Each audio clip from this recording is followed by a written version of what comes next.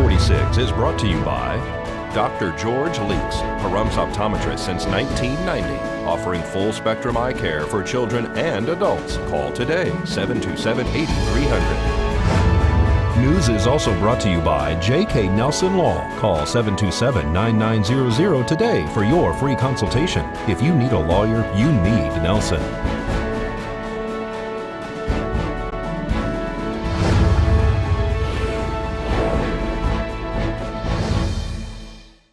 Tonight on News 46, it's standing room only to say goodbye to a legend. 3 inmates are recognized for their actions, and VEA is having a luncheon to discuss broadband. News 46 starts now.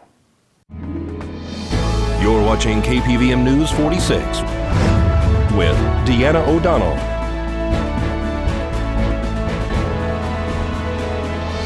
News 46, local coverage you can count on. Good evening. It's Monday, February 13th, 2017. I'm Deanna O'Donnell for News 46.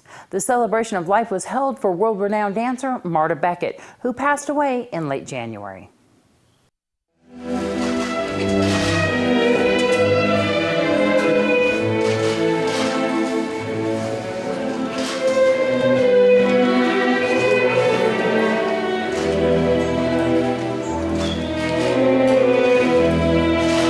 A celebration of life was held on Friday at the Amargosa Opera House for 92-year-old Marta Becket, who passed away on January 30th. Becket had her first performance 49 years ago at this opera house, which she founded, designed the inside, and painted. The artist, performer, and musician held regular shows here for almost 50 years. The program started at 2 p.m. with a recorded narrative by Marta done some years ago, followed by a live ballet performance of one of Marta's favorite dances, Romance, set to the music of Tchaikovsky. A eulogy was given by a very close friend of Marta's in front of a beautiful colonnade backdrop. She wanted us to give with our lives, not to take. And she led by example. She was the ultimate alchemist whose philosopher's stone allowed her to take the common, the stuff of our lives, the stuff of her neighbors, the stuff of her life, and turn it into gold. The memorial started with live harp music, followed by a live cello performance in front of the backdrop from her performance of The Inheritance. There was also a slideshow presentation of pictures and other memorabilia of Marta from throughout the years. They also held a showing of The Garden Party, Marta's very first performance at the Opera House 49 years ago. The Opera House was standing room only. In fact, some people had to still stand in the lobby outside to take part in the service. The afternoon concluded with a scene from her show On With the Show in front of the backdrop she used for that performance. The Opera House will continue to be operated under Beckett's nonprofit organization. The museum located near the Opera House to honor Marta is currently under construction at this time. It will be completed by Rhonda Shade in the near future. Shade will remain in the home where she and Marta lived together for the past few years. In lieu of flowers, they asked that donations be made to the Amargosa Opera House Preservation Fund in Beckett's name. You can find them on the web or mail in a donation to the Amargosa Opera House at HRC 608 Death Valley, California 92328. Or you can give them a call at 760-852-4441. This is Deanna O'Donnell for News 46.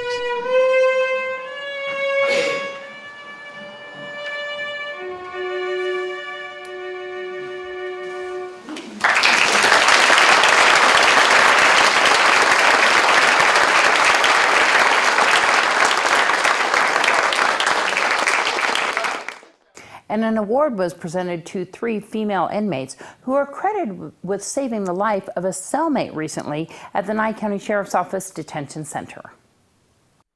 I'm Operations Sergeant Barukowitz from the Sheriff's Office, and we're here today because we're presenting 3 Citizen Life-Saving Awards. We're presenting them to Courtney Johnson, Janet Starcher, and Heidi Dumas. And we're presenting those last month. We had an inmate in the female pod who was choking. And these three young ladies provided life-saving measures that were able to dislodge the item that the inmate was choking on, and ultimately were able to save her life in doing so. Said something about the Heimlich. And they were downstairs first, yeah. Yeah, she was upstairs. I was downstairs. She was downstairs. She tried it first, and then I wrapped my arms around her, and I couldn't because I have a messed up arm. And so she came down, and I remember she pushed me out the way, and she's the one that really got the pressure to get it lodged out. By the time she was so scared at first that it was so hard for me to grab a hold of her. By the time Miss Starcher got down the stairs, she was able to grab her. A lot of panic right then. Oh, God, yeah, we were all in an uproar. Once I heard the ruckus, and I've done CPR many times, but I have never done the Heimlich, so I just did what I knew to do, and it worked. And last month there was an inmate who was choking, and those three young ladies provided life-saving efforts and were able to dislodge the item that she was legitimately choking on. So the sheriff wanted us to award them with a Citizens Life Saving Award and commend them for their acts there in the cell that were ultimately able to prevent her from dying or having serious injury from it. So how's the inmate that was choking now? She's good. She's fine. It's good. It's good to see inmates commended for doing the right thing, especially in jail. They're showing that they indeed are using this time to make things better, and saving someone's life is definitely good. So, News 46 will return in just a moment.